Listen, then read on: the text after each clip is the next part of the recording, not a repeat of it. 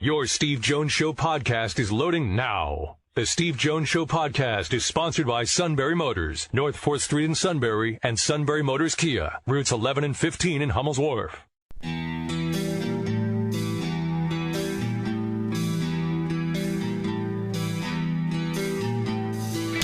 Sports talk where your voice counts. This is the Steve Jones Show on News Radio 1070 WKOK. Now from the Sunbury Motors studio, here's Steve Jones.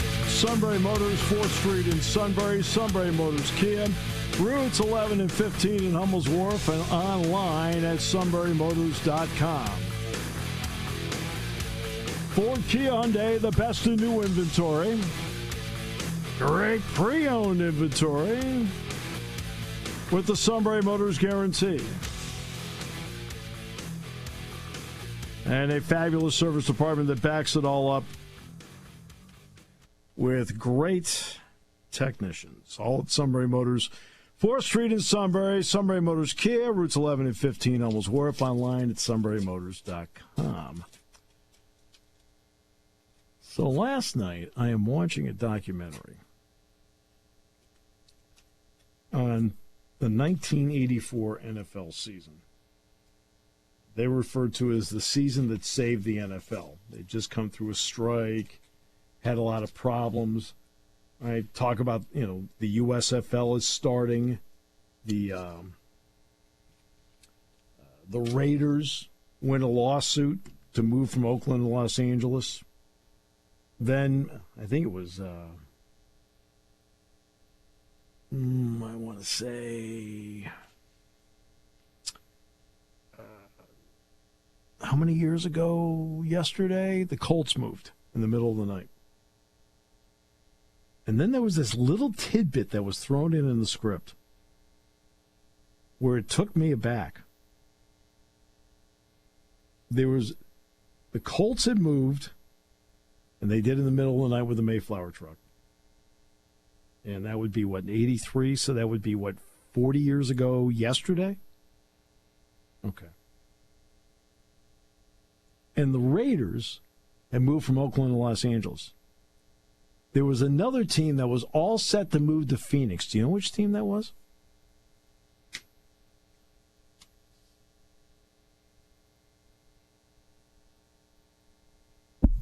The Cardinals? Are you there? Nope. Not the Cardinals. Cardinals eventually did, but not the Cardinals.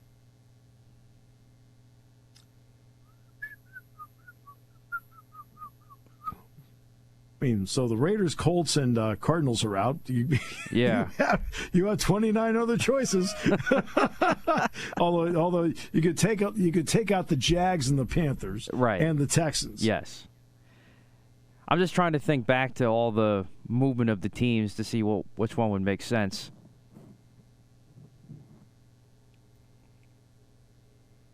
Come on. Show's over at 5. I'll say the Seahawks. I don't think that's right. It's not. No. The Philadelphia Eagles. Really? Yep.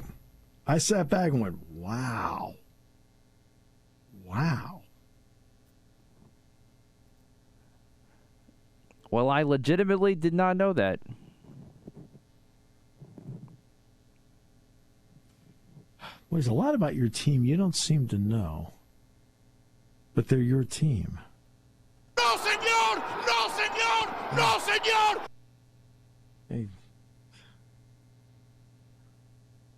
I feel like every day I tell you something new about your team. Is that a good thing? It's your team. Well, it's always good to learn something new every day. The problem is it's every day. The problem is it's every day. But yeah, obviously it's in the script because Rob Lowe is the narrator. And it's like thrown in there like, I sat back and went, really? Are you kidding me? Really? Wow. I was kind of taken aback by that. How about that? I'm going to correct something that our social media page had on it, because every once in a while I take a look and it said something I said something about ESPN's in trouble. No, ESPN is not even remotely in trouble, but they're going to have layoffs. There's a big difference between the two. ESPN is not in trouble, but they're going to have layoffs, and they're being told to be smart with what they're doing with their money.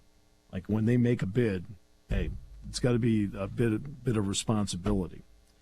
And that's what I'm talking about with them, where they are right now. Because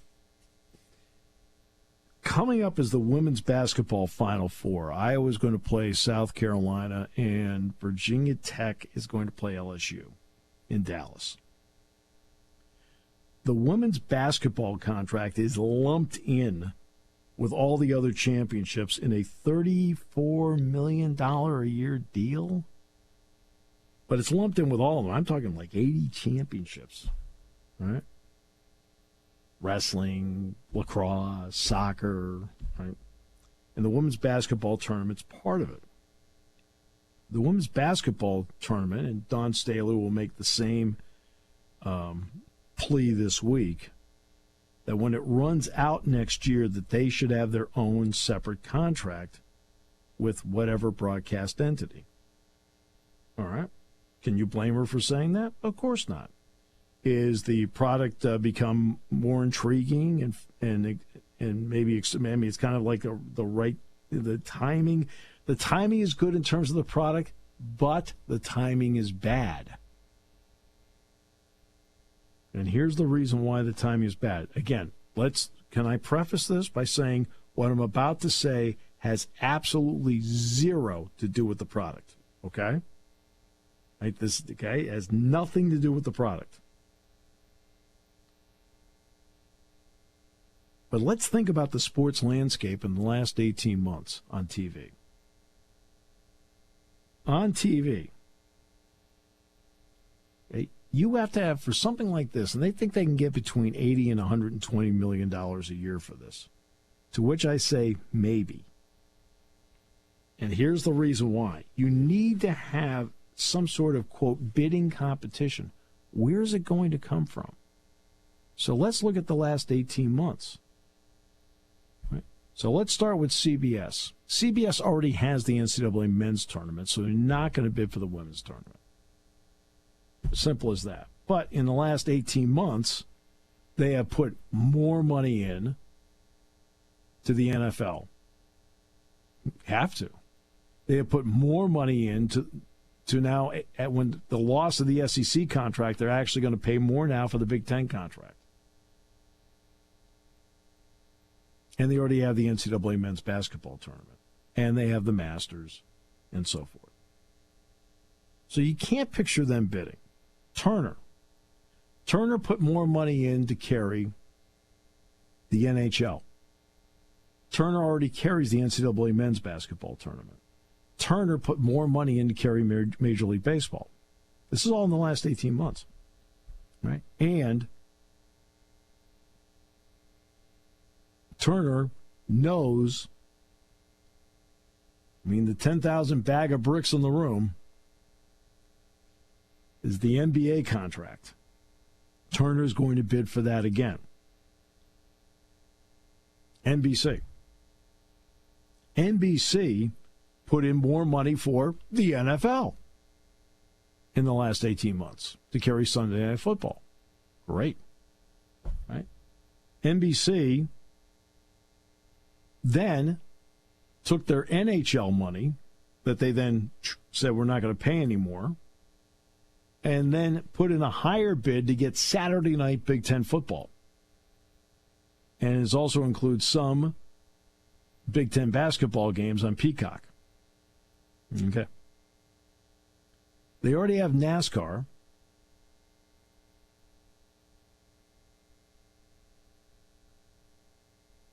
And they already have the U.S. and British Opens.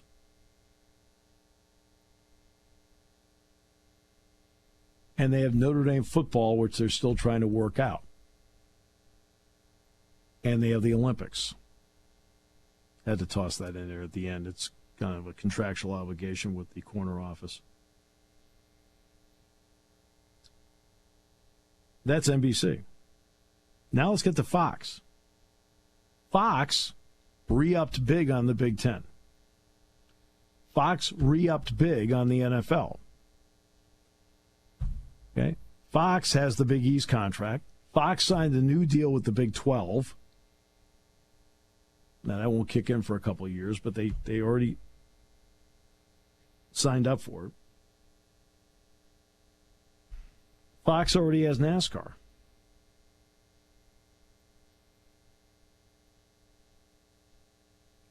So what are they going to do? And by the way, NBC wants to bid for the NBA. Fox has said they want to bid for the NBA. I have not heard anything about whether the CBS wants to or not. Okay? Which then brings us to Amazon. Amazon, of course, already has the NFL. Amazon wants to bid on a Friday night Pac-12 game. Amazon, what was the other thing Amazon wants to bid on the NBA. Notice a common theme here. Now let's get to ESPN. In the last 18 months to 2 years, they signed a massive deal with the Southeastern Conference. They re-upped at an increase the Big 12. They lost the Big 10, so that money's sitting there. But they re-upped at a smaller number with Major League Baseball. They added the NHL. They re-upped from $1.9 billion to $2.7 billion a year for the NFL, which includes the rights to all the highlights. Okay, that's a $900 million increase for the NFL per year, which guarantees them a Super Bowl.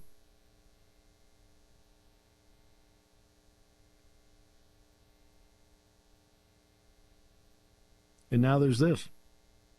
Then, of course, what do they need to bid on? Matt, you can answer this. The National Basketball Association.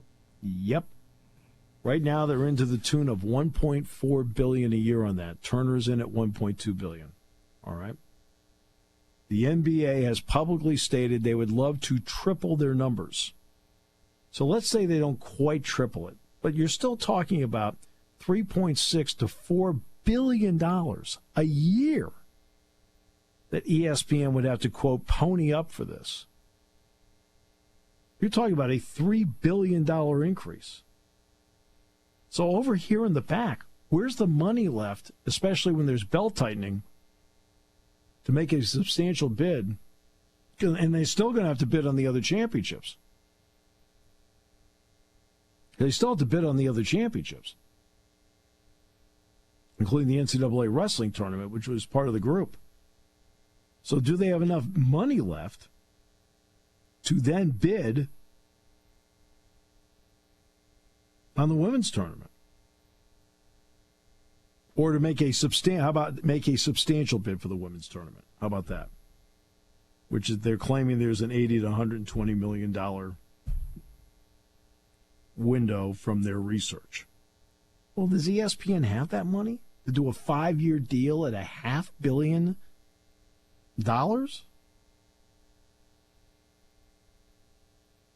10-year deal at $1 billion?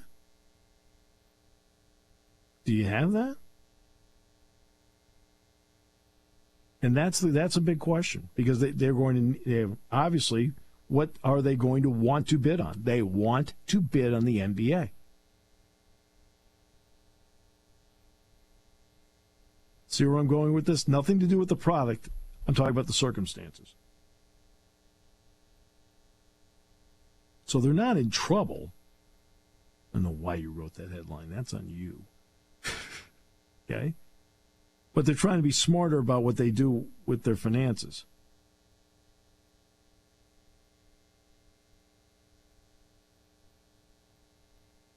And the question is, how many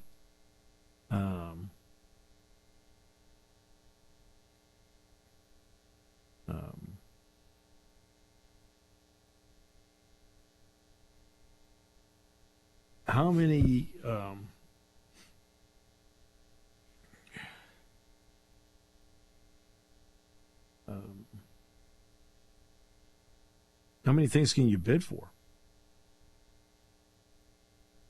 And believe me, just on production costs, you're talking about. I mean, they got fortunate. The NCAA women's tournament this year went to 2 regions. This year, they only went with Seattle and Greenville. They didn't go with 4 regions. I mean, there are 4 regions, but they played them in 2 different spots for the Sweet 16 and Elite 8.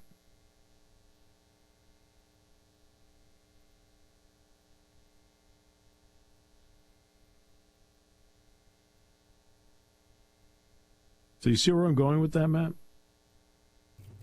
Yes, I will take the blame for that one. No, but I'm saying, though, but you see where I'm going with it, though, yes. in terms of what they want to do with that? Right. That's a big question you have to ask, because it's a great thing to have.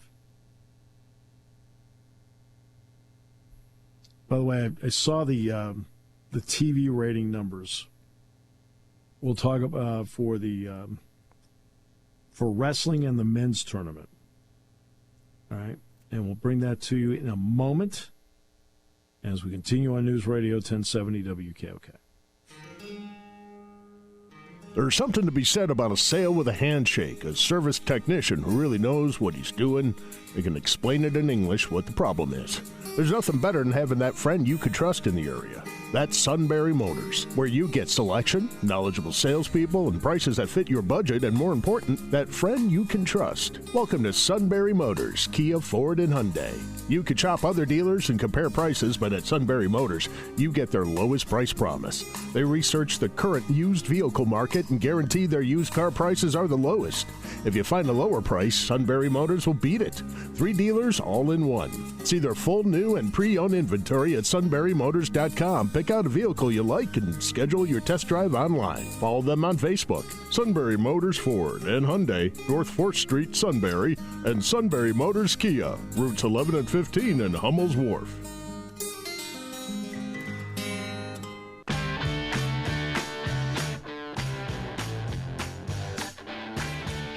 All right.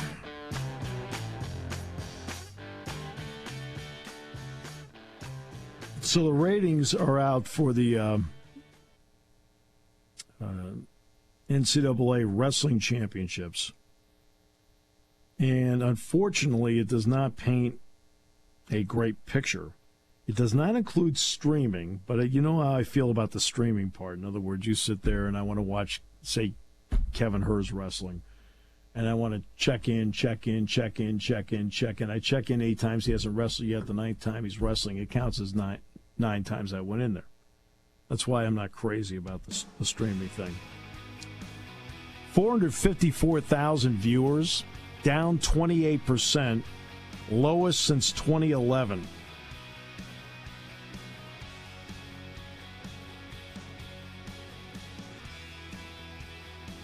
Meanwhile, the Penn State-Texas basketball game, you know what the number was for that? 6.63 million. Basketball or not, you've got 2 big brands like that in prime time. I mean, that's why they put the game in prime time.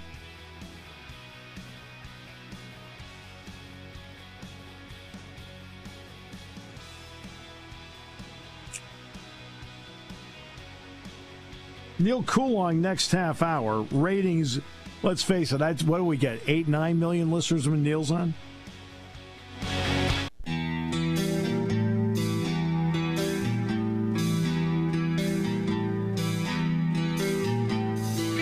Sports talk where your voice counts. This is the Steve Jones Show on News Radio 1070 WKOK. Now from the Sunbury Motors Studio, here's Steve Jones.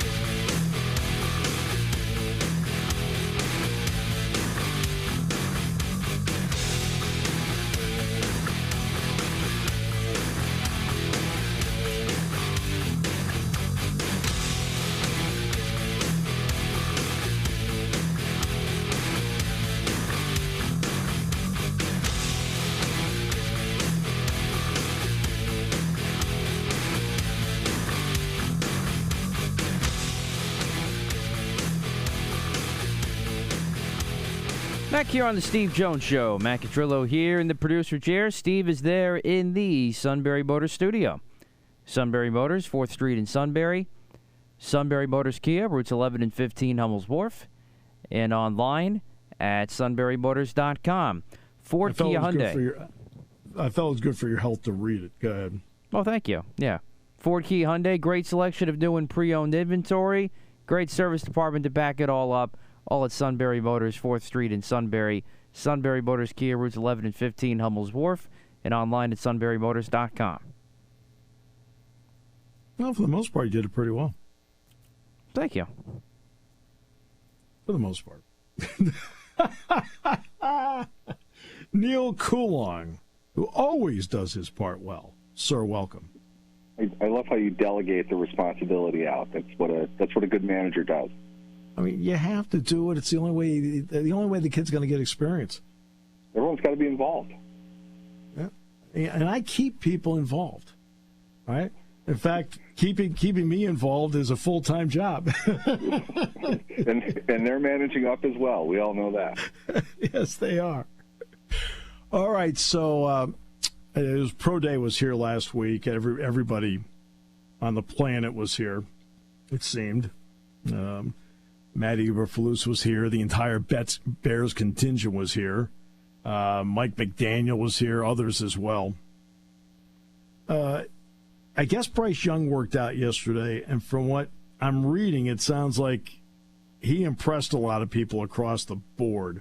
How are you now viewing this quarterback situation? Because C.J. Stroud, whom obviously I've done a couple of games where he's played, Bryce Young, I've only seen him on TV, but impressive, and the workout king, Anthony Richardson, and then Will Levis, who I've seen more than the pro scouts have.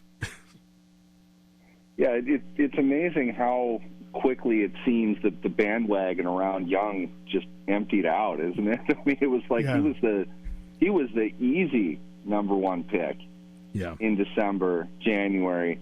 I always said there's a lot to like with C.J. Stroud. He doesn't quite have the athleticism, I don't think, that Young does. And the thing with Young for me is it's not a physical trait.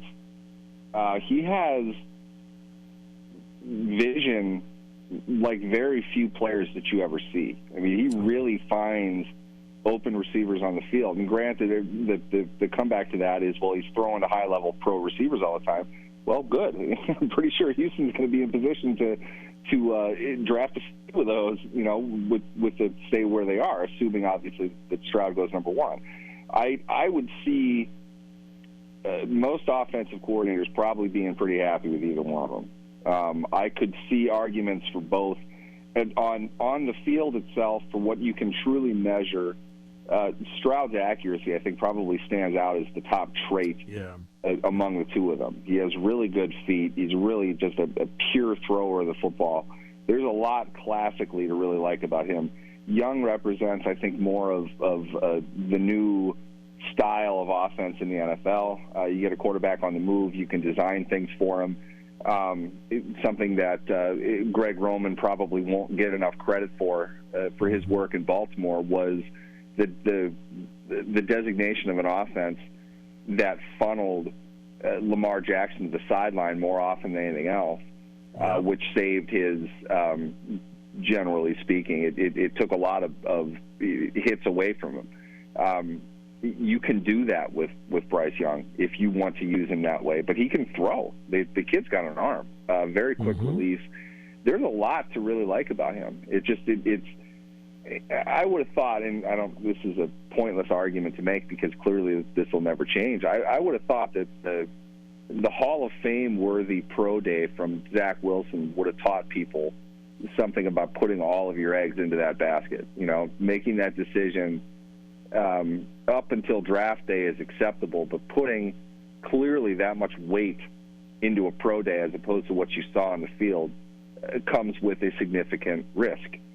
I'm not trying to knock C.J. Stroud at all in that regard. I felt, for me, the body of work of both players is excellent. I feel Young put more down in games than Stroud has.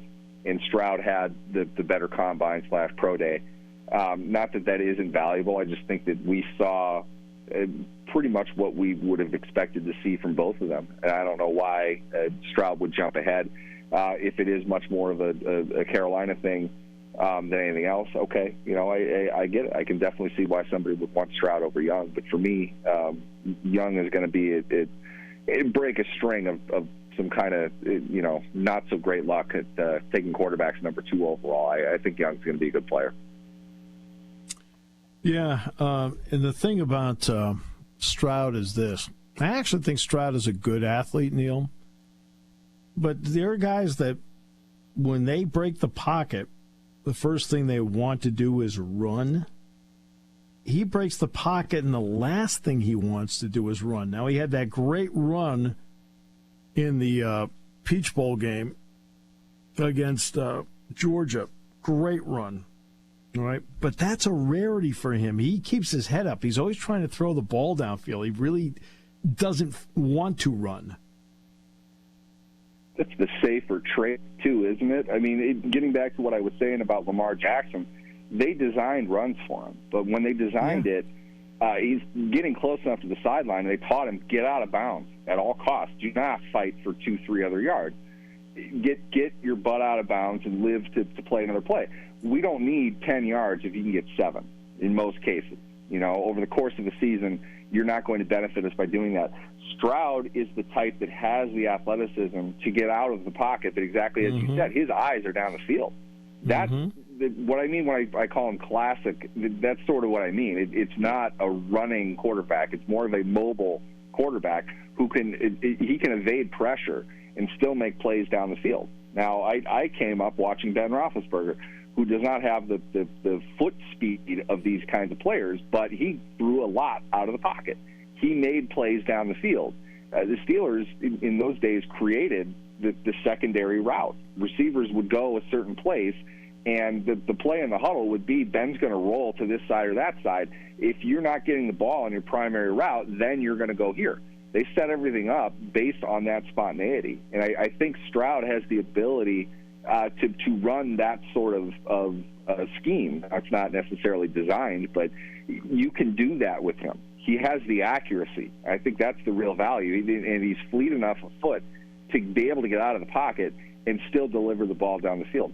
I can see a lot of value in that for any team. Anyone is going to want spontaneity to still be structured in some way. And I think you can do that, but the running, as we saw with Jalen Hurts, that threat to run, not just escape the pocket, but to run down the field, it makes it much harder on a secondary.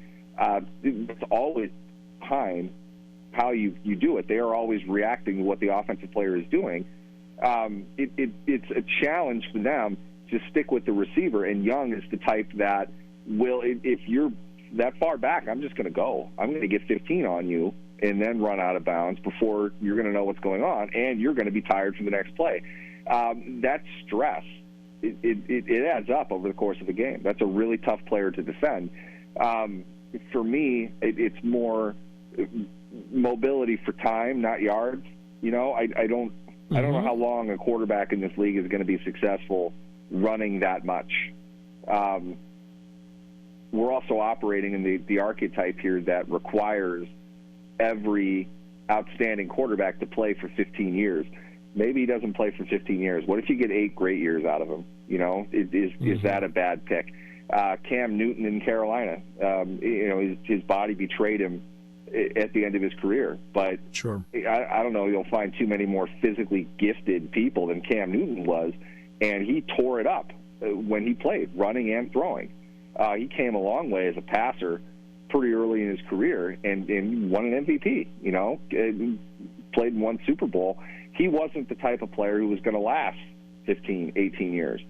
But what he had in that time, he's a remarkable player. I'm not putting him in the Hall of Fame, but an excellent player, an excellent cornerstone for a franchise that had a lot of success when he was there. Is Bryce Young's game able to do that? I mean, he's half of Cam Newton's size, but that mobility can create a very dynamic and very dangerous offense over a large chunk of time, even if it isn't 15 years. So it depends on how you want to coordinate your offense. It's how you want to set up the pieces around them. For me, I'm going to take that chance with Young. That's just me. I would prefer that ability off of the edge just because I can run more confusing isn't the right word, but tantalizing RPOs for an offense. Defensively, they're going to want to commit one place or another. You get on the same page with your quarterback, knowing what they're looking at. If he is a film buff, which by all accounts Bryce Young is, he's going to figure out what he needs to see in order to do what. And he's going to be largely unstoppable because of the threat and the usage of that speed, as well as the ability to throw quickly in short spaces.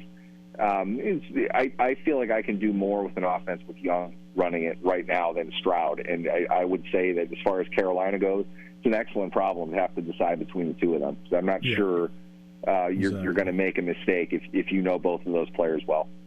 Yeah, no question. So what about Lamar Jackson now? Because Lamar Jackson, I want to be traded, and supposedly the Ravens tried 3 times. There are no takers. Now, there are probably no takers at the number he wants, but there are no takers. How do you view his situation? I think what Lamar Jackson said is the request to be traded. What he wants is to be paid. Yes. I think in most cases, to suggest on March 27th, like he did, and let's keep in mind, you might cast your mind back to the playoff week when people were preparing to ask John Harbaugh whether or not Lamar Jackson was going to play that week. Lamar Jackson went out of his way to just tweet up everything that was wrong with him at that point and say that he wasn't going to play the game. It's a bold move. Players don't usually do that. Fast forward that to yesterday. I think John Harbaugh was scheduled to speak in about 95 seconds before Jackson's tweet went out. Again, I don't think that was an accident. I don't think it was a coincidence. I think Jackson's kind of playing hardball a little bit. He's sort of saying, this is what happened. You're going to hear this from me. You're not going to get the coach's opinion of what's going on. This is what I want. You're going to write about this, not whatever Harbaugh says. You're going to make him react to what I said. And I know that because it's exactly what we did when it came out. Harbaugh is a secondary issue to what Jackson said. To boil the whole situation down, we can't say on March 28th side has any more leverage than the other, because the hypothetical unofficial deadline to all of this is the day before, probably the hours leading into the draft. That's the last time Baltimore can get anything by trading Lamar Jackson. Right. He is representing that he's not going to play on the franchise tag, and it's the only piece of leverage that he has. He cannot sign the tag and not play penalty-free. Now, granted, that's not exactly helping him get paid to not play, but if he insists that this is the contract that I want, this is what I deserve, this is what I earn, and there's market evidence to suggest that it is, you could see why he might want to do that. Baltimore does not have a tremendous amount of cap space, and Jackson, who has not signed his tag, therefore is not officially on the team. That's right. Is counting for $32 million on their cap. So now that the quarterback free agency market's over, you've got one option outside of Lamar Jackson at quarterback. That's Tyler Huntley. Yep. If Tyler Huntley was great, you would not have franchise tagged Lamar Jackson. That's the most understated you'll hear from me ever. They know who Tyler Huntley is. The NFL knows who Tyler Huntley is. That's why he's not signed anywhere yet. Overall, Baltimore is putting all their eggs into the basket that Jackson's going to play this season. They have a contract out offer to Jackson. They would like him to sign. Whether he will or not is going to depend largely on the market. Will anybody else want to pay up, not just in contract, but in draft assets to acquire him? It's also important to know Jackson does not have to be acquired for 2 first-round picks. They can trade him for less than that. I don't know if Baltimore is willing to do that. I'm not sure there is a team that would want to do that, considering the contract that he needs. But at the same time, it comes down to this. They don't have to make that decision today. There's a long time between now and the start of the draft. I don't think anybody, because nobody else needs to move, I think the only movement we're really going to hear on this, short of the potential that the Ravens just say, you know what, let's just get this over with and give him, we'll up our offer. We'll see if he bites for that. As far as him moving teams, that's probably not going to happen until before the draft because they're going to wait it out. Right now, nobody would do this. If you went into a store and what you wanted to buy normally cost $5, today it's on sale for $2, you'd be pretty excited, right? Yeah. You'd go back to the store hoping that it's on sale for $2 like it was that one time, and you might wait because you think it's going to go on sale until tomorrow. Tomorrow would be on sale for $2. That's basic market evaluation. They don't need to spend retail for Lamar Jackson because the Ravens don't have an option. There's nothing they can do short of getting Lamar to take the contract that he doesn't want to sign and sign it. There's nothing else the Ravens can do to make Lamar Jackson play. Contractually, he can't go anywhere else without a qualifying offer that the Ravens get to approve or reject. They cannot make Lamar Jackson the person play this season. If he doesn't play, they're completely screwed. They don't have an option. They have no cap space. They have bad draft capital. They can't move up. And they need these players because they don't even have a full team, and they only have $7 million in space. That's before their draft picks. Jackson or bust is really what Baltimore is saying. So if they have to make a trade, it's going to be right before the draft, and it's going to have to be for probably more than what any team is going to want to pay for the right to give Lamar Jackson this massive contract. So in my mind, it's the Ravens are going to have to pony up to give him the extension that he wants, or he's not going to play. Yeah, no question. Last one for you, and this is a tough one to maybe null out. But the Eagles have brought back Kelsey, one-year deal on Lane Johnson. They brought back Fletcher Cox. I mean, they're bringing back some of the Brandon Graham. So they're bringing back several of the older players. Are they risking being too sentimental about some of the people that helped get them to the Super Bowl? You know, that's always a tough question, and it's one that doesn't get honestly answered until it's all said and done. If you want to look at it historically, what they're doing is a bad idea because teams just don't repeat like that particularly often, except for the team that came back and beat them in the second half of the Super Bowl. They seem to do it quite a bit.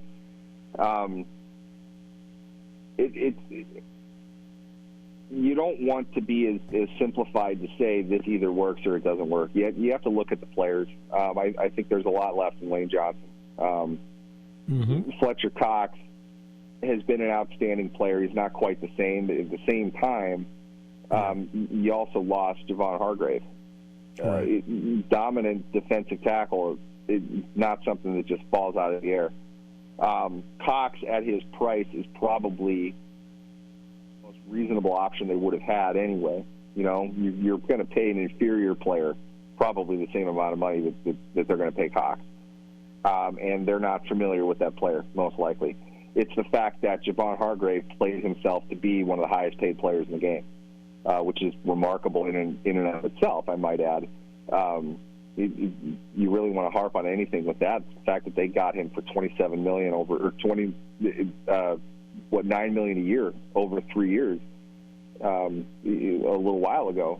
The fact that Hargrave outperformed that contract as steeply as he did is amazing to me. I think it's great. He earned every penny. They weren't going to be in the market for him. They almost had to keep Cox. And I think Lane Johnson, you've got a solid offensive lineman. Look, the Steelers just signed LaRaven Clark last week. And I had a scout tell me that LaRaven Clark is, in this scout's opinion, the worst person in this draft. And the same scout also predicted he'd be a third-round draft pick because there simply aren't very many of them. Right. When you have one, you need to keep one, regardless of where he is, and this is the price you have to pay. That's why they make as much money as they do. It's a valuable position. I don't want to act like it isn't, but there just aren't very many 6'6", 30-pound guys that can move their feet walking around the earth, and very few of them have played American football. So you have to keep the ones that can play at an elevated level. You cannot start left tackle. I think the Steelers know that too. You also need to have guys in the event of injury. So players like him that, frankly, I think have come pretty close to that scout's evaluation of him throughout his career to this point, will continue to get a job. So when you have one, you got to keep them. So I think it's fair to question the sentimentality part of it, but a lot of it, if you look at them decision by decision, I think they're the right market decision for them to field a team, because I don't know how good the other options were. That's not denigrating the players in question. It's just that these are good players. We're familiar with them. Let's just keep them, even if we might have to pay a little bit more to do that. Right. Well, never sentimental with us to have you on. It's just because you're darn good. Sir, thank you. Appreciate you. Absolutely. Thanks for having me, guys. All right. We can't lose Fletcher Cox. Fans would be mad. We might move to Phoenix. No. No, senor! No, senor! No, senor! I can just hear it now in November. Keys, he looks old. He's sitting there like, excuse me, back in March, what did I say? All right. We'll come back with more in a moment on News Radio 1070 WKOK.